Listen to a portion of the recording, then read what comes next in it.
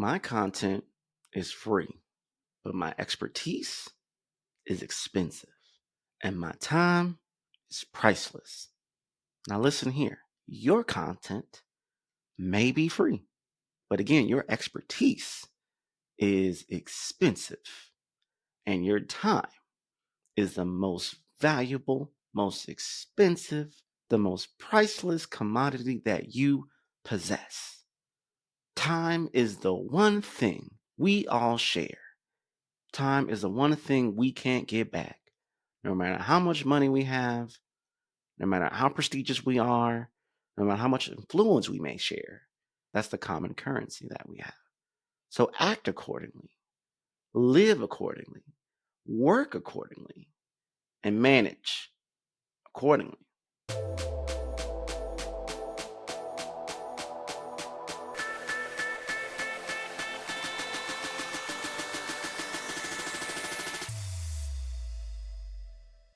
You know what feels practically impossible? Trying to find a service solution that helps you better connect with customers and keep them happy. It's like trying to remember the name of that one guy you just met at a networking event. Was it Ron? Was it Don? Was it John? Maybe it was Sean? Yeah, I don't know. Just impossible. Well, HubSpot's all-new Service Hub can help in this department, at least in the service solution part, that is. It brings service and success together on one powerful platform for the first time ever. With an AI-powered help desk and an AI chatbot that handles frontline tickets faster. Plus, it comes with a customer success workspace that helps reps anticipate customer needs. And with a full 360 view of every customer, your go-to market team can keep a pulse on accounts before trying to upsell or even cross-sell. Also, you can scale support, drive retention, and maximize revenue. And you know what that means? Better service and happier customers at every stage of their journey. Visit HubSpot.com/service to do more for your customers today.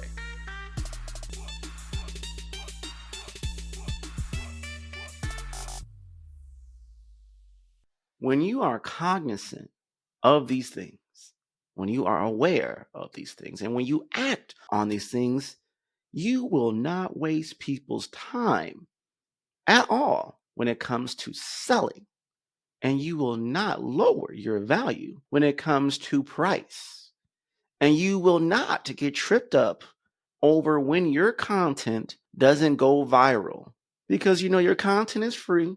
It's to capture a wide net, nurture a specific group, attract a particular type of audience, drive your brand resonance and value and awareness. I can't get mad if something free don't make me money. And even still, I'm not trying to go viral.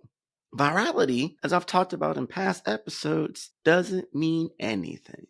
If anything, going viral can actually impact who you actually are trying to reach, because you just flood yourself with the influx of people who maybe, your video is entertaining, but they ain't trying to buy from you. They're not going to watch the next thing of you. That means your algorithm and your views are going to go down. We ain't trying to chase virality. But again, when we're having the right perspectives, it changes things. When you have the right perspective to move and operate sales, networking, pitching, and conversations, it matters. You'll have the right anchoring to instill boundaries and demand respect. And you'll appreciate life enough to know when to say no for the betterment of you versus chasing a fabricated dream to pursue something that someone else created for you. Yeah, we are all in the business of controlling our perspective for optimal growth, acceptance, and attraction. But we also need to live in our own truths to make sure everything aligns. You can have the perspective. It's kind of the gospel song. You can have this old world. Yeah, you can have the perspective of being a renowned thought leader, making 6, 7, 8+ figures. You're internationally recognized and known. And you know what?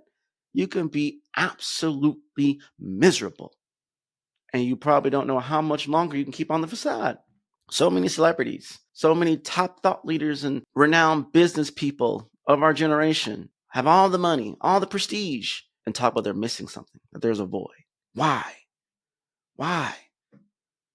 Why can't certain creators maintain the virality, the volume, the vision?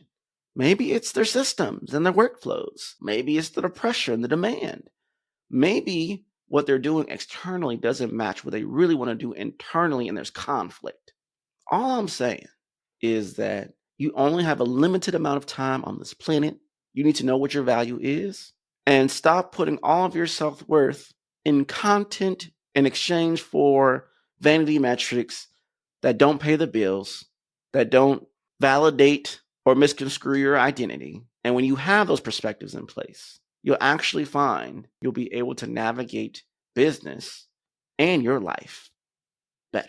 What's up, digital world? You're listening to the I Digress audio experience with Joy Sandidge. Social media, marketing, storytelling, business, culture, and more. Coming to you in 3, 2, 1.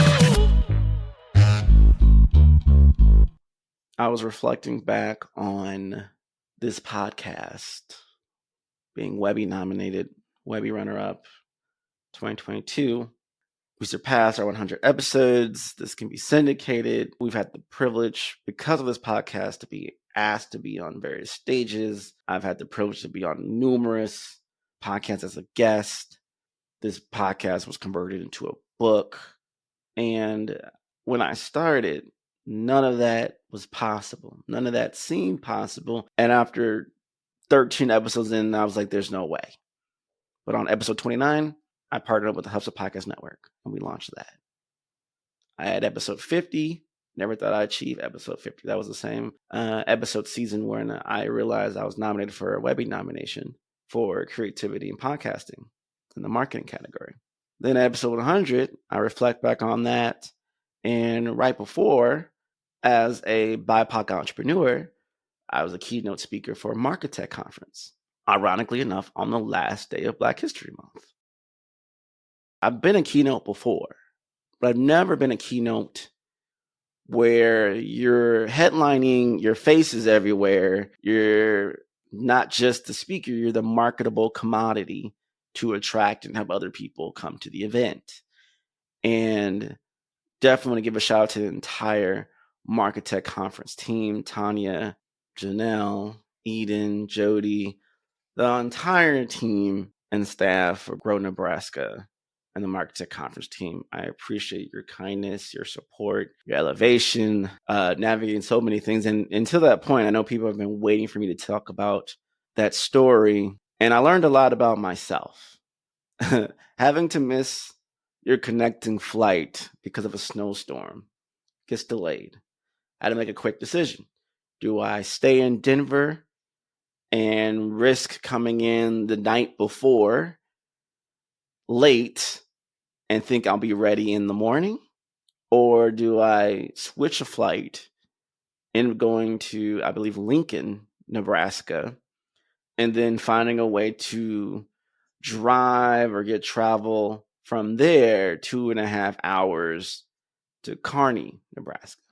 And all while doing this, what people didn't know, I had got a really bad cold and was just lingering. So I had to get I never tried it before, but I know a lot of people when I emceed Inbound last year and a few other events, people were getting traveling IV treatments just to kind of boost their immune system before they went into conferences. And so I was like, let me do that.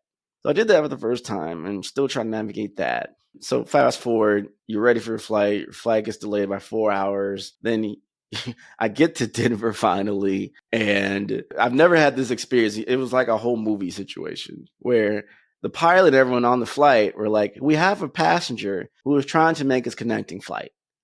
So let's hold everyone back so this person can get off and hopefully get to the next flight. And they did that. It was crazy. It was like a whole movie. I was like, oh my goodness. And so I'm scrambling. And of course, the terminal I have to get to, I'm coming in at Terminal A, and I have to get to Terminal C. And Denver is one of the largest airports in the country, farthest away on the other side at the very end. So I'm scrambling to get there. And and I'm messaging people. I'm on the phone with people while I'm trying to trek. And everyone's kind of like, oh, you're going to make it. There's no way you're going to miss the flight. People don't miss the flight. You're going to make the flight, especially with the story and the narrative and what you're trying to do. It's like I was educating people on the way. Like, what are you doing? Oh, I'm a keynote speaker for this event. I'm so excited. And everyone's like, oh my goodness. And I'm running. I get there and they tell me the plane is already left. There's nothing they could do. And that was the first time in my life of traveling globally I had missed a flight in that fashion. Everything I did to get there, everything, trying to get better and, still believe in everything. And now you're like, no. And immediately I had to process it after trying to catch my breath and got the notification. And I'm like, what do I do now? And I'm communicating with the MarkeTech Conference team, letting them know what's up. Take a deep breath, and I go, and I'm a person, typically when something happens, I go right into solution mode. I'm very calm. I compress all of my emotions mostly and try to think, what can I do next? What can I do differently? And so found the flight that was leaving 2 hours later. I would get to Lincoln, Nebraska about 1:30 in the morning. That means I'd have to get a hotel and then figure out a way to get to Kearney, Nebraska. And so we're talking, okay, we can probably rent a car. So I'll do that. So again, and this is all going to make sense in a minute. I go to the gate and ask the people, it's been 2 hours. I just want to confirm that my luggage is going to be on this flight. They literally told me, I kid you not, these are their words. I guarantee you your luggage is on this flight. There's been plenty of time for them to reroute your luggage to this flight. It is confirmed. You will be okay. I said, okay. I came back like an hour later just to reconfirm and ask. And they said, yeah. I was like, all right, cool. So I could get on this flight. It was a very small plane. We get to Lincoln, Nebraska. It was cold, y'all. It was cold. We had to wait for our luggage. I got my carry-on bag. I'm waiting for my other bag to run off the conveyor belt. And it doesn't. So I go and ask the people, did you lose a bag? Did something come in? No, your luggage is still in Denver. And I'm like, oh my goodness. I'm just sitting here like, what am I going to do? Well, the logical thing is just fly it to Kearney, and then I will be able to pick it up, which is much easier. Airport's much closer. I'm already in the same city. No, they're saying it has to travel the same way you went. So we're going to have to fly it to Lincoln tomorrow and then have to have someone drive it to you. The logic doesn't make sense. But that's their justification. Whatever flight path you took, that's the path they're going to take with the luggage. Just seems really redundant to me, but I digress. Yet still, I have to find some place to sleep, book a hotel. I had one Uber driver picking folk up. So the one Uber driver was doing everybody else. So I had to wait 50 minutes to go a 5-minute drive. And it would have been too cold and too tedious of a walk to make that happen with how the landscape was. We get to the hotel. The only room that needs renovation on that side. And the heat was not working, y'all. And I'm still under the weather. It was cold, so the coldness did not help in the recovery aspect of it. And I'm trying to figure out, how do I get to Kearney? Well, the Enterprise and the rental car places do not allow you can't do a one-way trip. You'd have to drive it back. So that would be kind of redundant for me. So that was off the table. And so we were trying to run out of options. Time was running out, and I didn't want to be late. I knew it was going to take some time to get reset. And then on top of that, still don't have my luggage. So I'm trying to figure out how I'm going to do all these things. But I knew if I just get to the city, everything else, no matter what, we'll figure it out. I just got to get to the city.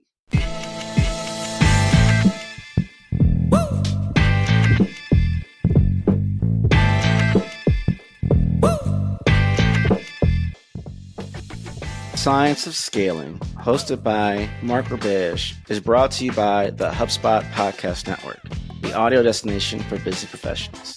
Each week, Mark, founding CRO at HubSpot CRO, senior lecturer at Harvard Business School, and co-founder of Stage 2 Capital, sits down with the most successful sales leaders in tech to learn the secrets, strategies, and tactics to scaling your company's growth. He covers things like how to integrate your first sales hire, how to align your sales and marketing teams, how to add a sales org to your PLG company, how to get customer advocates in your go-to-market strategy, and so much more. Listen to The Science of Scaling wherever you get your podcasts.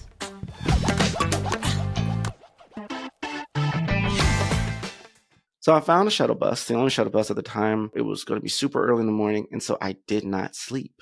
We got there, took an Uber, got there around 6 in the morning. Now, I'm sharing this for context, but it's going to all make sense in a little bit. When I got to the bus stop, there's 2 people there. There's one guy, I kid you not, had shared that he had just got out of prison. Stupid mistake. And he's like, I'll never do it again. He was hoping they was going to drop him off at the bank to get some money and get some food, and they didn't. So he was there even earlier than me in the cold, waiting, no coat, for the bus. This other person was coming to see family. So we got to know each other and talked a little bit. Bus comes, we get on the bus, and we're moving. In the bus ride, I thought I was going to get some sleep, but I didn't. I was just up. I was hoping, Troy, this is the perfect time to go to sleep. And everything in my body was like, no, we're processing things. I still had to figure out, I was doing a keynote session and 2 breakout sessions. I'm a person who likes to create presentations in the moment. Like I really want to refine it for that event. I don't like to do box cutter to the same thing, the same way, in the same fashion to the same group. So navigating those things, my brain was just wrestling with how we're going to convey these messages and themes. These are all entirely new themes I've never done before. The keynote I've never done before. And we get to Kearney. I have never been so happy to finally get to a city in my life. And everyone's like, well, we'll pick you up and everything. And I looked at the Google Maps. I'm like, oh, I can walk that. And I'm going to the wrong hotel somehow, my fault. And then I go to the right hotel and I had to figure out my reservations. And there was a hiccup with that for a little bit. But thankfully, the MarkeTech Conference team knocked that out the park and everything was resolved and it was cool. Now, let me backtrack this. I'm not saying all public speakers are like this. Most aren't. But even in business, no matter how much you achieve in life, goes back to what I was saying at the beginning of the episode, your time is priceless and you have to know your value. But that doesn't mean you walk across heavy-chested, egotistic, you deserve this, you deserve that, because it didn't matter who I was. I missed my flight. Sorry, we're not going to change the rules for you. You got to figure this out like everybody else. Oh, I'm sorry, your hotel room, he doesn't work. It doesn't matter who you are, how much money you make. It just didn't happen. And I wasn't in a luxury position to try to find another hotel at that point. Oh, sorry.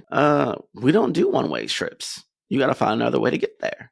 Take the shuttle. Oh, who am I riding the shuttle bus with? Like you think you're so much better than anyone else, but at any given moment, you could be in the same predicament or worse. And even at that, even on your worst moments, there's people who have things harder than you still navigating. The guy who I had mentioned, he was there 2 hours before me. And we stood in the cold for about 45 minutes. So I couldn't imagine, being in there even longer, cold, and you just got out of prison for something petty that you felt like wasn't even cool. And all these things I'm processing, even though it's a bad situation, keep moving forward. Keep moving forward. I kept saying, I can just get to the destination. Now, again, I got to the destination. I still didn't have my luggage. My keynote's tomorrow. Still waiting for my luggage. Oh, it's going to come. Oh, it's going to come. Didn't come. What are we going to do? You got to look presentable some type of way. So I'll never forget, one of the board members, appreciate you, Rick, allowed me to get the Target. I got a shirt. And ironically enough, I made a mistake. My wife is an expert packer. And I switched one of the packing cubes to my carry-on. And I had a suit in it. Didn't have a shirt in it, but a suit. And that wasn't the style I was going to wear, but it worked out where I was able to get a shirt, I had a suit, got a belt, some socks, some other things, toiletries, and then was able to be presentable to do my keynote despite not having my luggage. Now, after I did my keynote, my luggage was sitting right by the hotel desk, which I was able to change to do the breakout sessions that I had as well. Again, all while navigating so much personally. I think around that same amount of time, I had lost a really big client as well. And just things were stacking up. But when I went and did my keynote, when I did my breakout sessions, I said, I need to give it all I got in this moment. Everything else can wait. Every single person that waited in line to talk to me, I talked with them after my sessions. Anytime someone grabbed me and stopped me, want to take a video, interview, conversation, I gave them my attention. I gave them my time. Because me personally, when I pay money to go to an event and I'm coming for an experience, for speakers, panels, all those things, and I get the opportunity to talk with them, it just feels like when they're talking, it's them talking directly to me, and I feel attached, and I want to let them know how I feel. And one of the most disheartening things is when you pay all this money, you travel all this away, you come to talk to this person, and then you don't get to talk to them. It's like they don't have time for you. Like they're too good for you. And that might be the case, but it can come across that way. And I always said, if I can, I will give everything I have in that moment to anyone who needs to talk to me, engage, all those things. And I did that. All while probably not feeling the best, all while worrying about a lot of things. And through that, it told me, well, how badly do you want to be a speaker? And I've heard stories from a lot of my speaker colleagues of like, if you ain't had one of them bad ones and you still pulled it through, you don't know how badly you really want to be this. And after it's all over, and the positive feedback I got and the reactions and just fulfilling my duty and the weight lifting off after everything I went through, it was reaffirmed. This is what you're supposed to do. If you didn't really want to do it, you would have a million reasons to say, I'm sorry, I can't do it. I'll refund you your money, or I'm sorry, I can't come, or I'm not going to spend time with anyone after my session, or I'm going to cut a session off because I'm not feeling the best. No, you're going to find a way to dig deep. And it's amazing. Humans have a way to dig deep and pull some deeper level of strength when they're under adversity and they're doing it for the help of others, not for themselves, but for the help of others. And I think that's a very strong life lesson to know in business as well. There's going to be so many things that are going to go wrong. It's going to hit the fan, and you're still going to have to perform. To people who don't know what's going on with you, but you're still going to have to perform for your now, for your present, and for your future, for your reputation, and for the possibility of what to become of other opportunities that unbeknownst to you. You got to fulfill what you can. I kept saying, if I can just get to the destination, everything's going to work out. I think even right now in business, procure new clients, procure new sponsors, launching another podcast and pushing for sponsors there and trying to navigate new rooms and new opportunities, it can feel overwhelming. It can feel like the whole world is on your shoulders and you're going to break. And in that moment, I invite you to close your eyes, take a deep breath, and ask yourself, what's the destination? If I can just get to that destination, focus is the lens on one thing in the midst of a sea of a million things, and then you start tackling things off. Maybe your destination is, if I can just get to the end of the day, if I can just send these 5 emails, these pitch emails, if I can just record this one episode, if I can just get through this one project, send this one invoice, whatever your destination is, like just chase that and navigate that and hold to that. And then go to the next thing, and then the next thing. And you'll blink, and before you know it, oh my goodness, how did this happen? It's kind of the same thing when you're sick. Can you tell me the exact moment you're no longer sick? No. You just, one day it clicks like, hey, I'm not blowing my nose anymore. I don't have a cough, or I don't feel congested, or my fever just broke and I'm feeling better. We don't think about the exact moment it changed till much later in hindsight. Or just either, oh my God, this is the worst thing ever, then like, oh, I'm much better. It's the same thing in business. We're so focused on things and we just keep moving, then poof, this happened, that happened. And I think that's a lesson for life and a lesson for how we apply what we need to do. After everything was over, the show was over, I'm getting ready to go home. If you check my Instagram at Find Troy, the video, about 13 seconds, just me getting on a plane, flying out. It was the accumulation of all of that where I was just like flying back and reflecting. But it reaffirmed that you were meant to do this. And that even though you didn't know how it was going to turn out, you did your job by getting to the destination. You did your job by finding solutions to fulfill. Sure, did I feel like I didn't have my best swagger? Did I feel like my best self? Doesn't matter. The perception is because you tried and you delivered on what you did at your best ability. Most times, our 75% is good enough for most people. We are our worst critic. We know things that I didn't get a chance to do this. I forgot about this. I didn't do this. So what? So what? You fulfilled, you did what you needed to do. And I think in many ways, it's not about you being the smartest. It's not about you having the most technology, having the most seed money. It's about you seeing a destination, getting to that destination, and delivering on what you want to deliver, despite the obstacles and challenges. And over time, the benefits of it, the byproduct of it, is more money, is more revenue, is success, is more opportunities, doors you didn't even know was going to be opening, things you didn't know were happening behind the scenes happening. All because you did what you were supposed to do, and you did it to your best of your abilities, and you didn't quit. I knew within myself, if I'm the keynote, I'm the headliner, I'm doing these things, it is my duty to find and do everything in my power to show up. I don't know if anyone's ever ran an event. You get the money, you get the ticket sales, you procure the talent and the speakers and all those things, entertainment, and you hope everyone do their part to fulfill this event, and everyone walks away with happiness, success, gratitude, and it takes a village to do that. And though you may be getting paid, it is still your duty to perform and deliver what you promised per your contract and per what you promoted. We were on 2 sessions of ABC News in Nebraska, myself and Maria, and I think they did another one with Janelle and Tanya were talking and reflecting on us as well. And we were talking about what we were going to deliver and what we are going to do, and how many people have saw those interviews or saw the blog posts, or me and Tanya did a live on Instagram. All these promotional things, people are getting excited and they're putting their money, like, to choose to go to an event, and your hard-earned cash is a lot. And the expectation, you have to perform. You have to come in clutch. Even still, as much as the MarkeTech team, the Grow Nebraska team was doing for me, I still had to find my way. It was my duty. I still had to perform. There's only so much other people, external factors and forces can do for you. There's going to be plenty of moments where you're going to look in the mirror as you, as a collective unit, you yourself and I, of one, is going to have to deliver. So I think back to when I couldn't get a speaking opportunity, and just there was no one in attendance. No one was really there. Build up your rapport, your tone, your swagger, your delivery, your topics, your themes, your cadence, your presence, and all these things stack up that when you do get the big opportunities, you can navigate it. And if I wasn't a keynote speaker beforehand, if I didn't navigate hard times beforehand, well, I would have crushed under the pressure. Not only do you have to get healthier and find your way there, you got to build a deck. I don't want to sound like a rehearsed robotic person. I still want to be relatable and in the moment.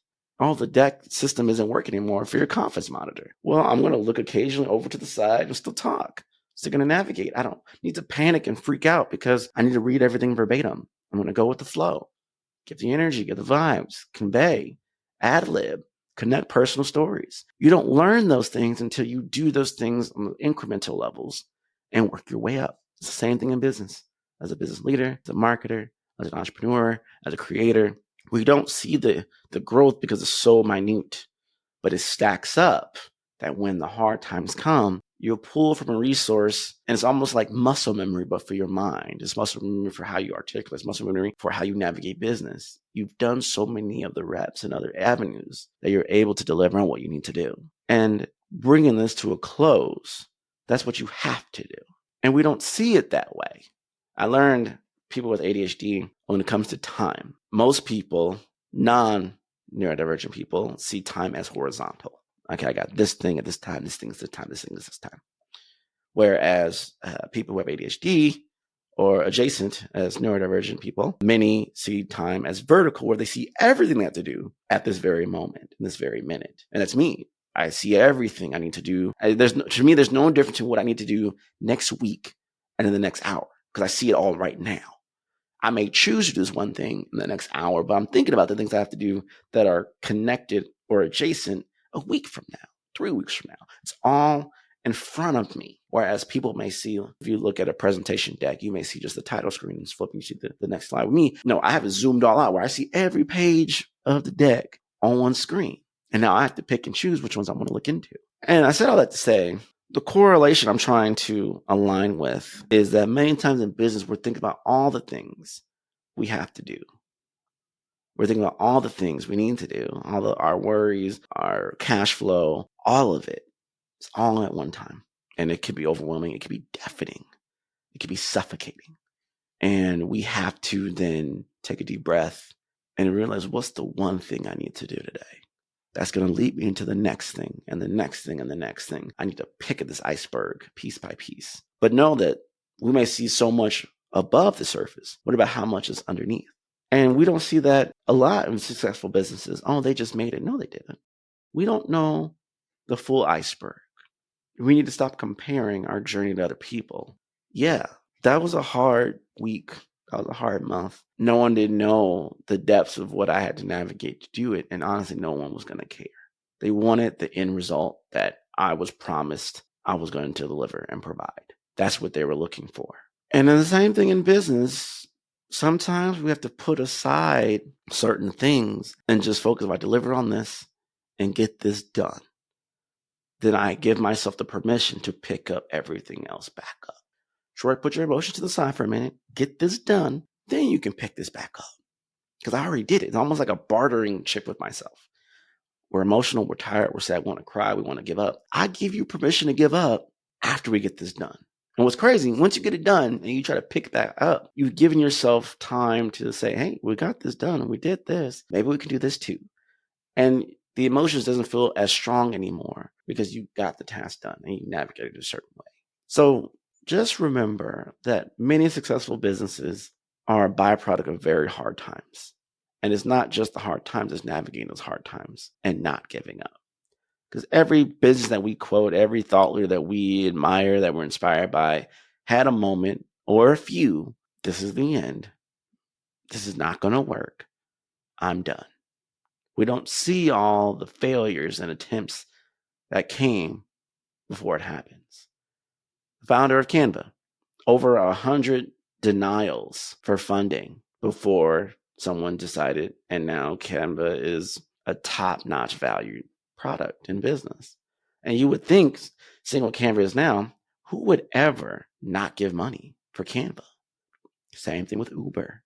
Same thing with Riverside, which I am recording this episode on. And if you click on my link, you'll get a promotional code to try Riverside for free. That had to be the most smoothest ad placement I've ever done, but I digress. I didn't even think of it, just came natural. But I said all that to say, we think of all these brands, tools, and technology. How many failures did it take for that to become what it became? And then how long did it take for people to see the value, for it to go up in price, for other people to use it and adopt it?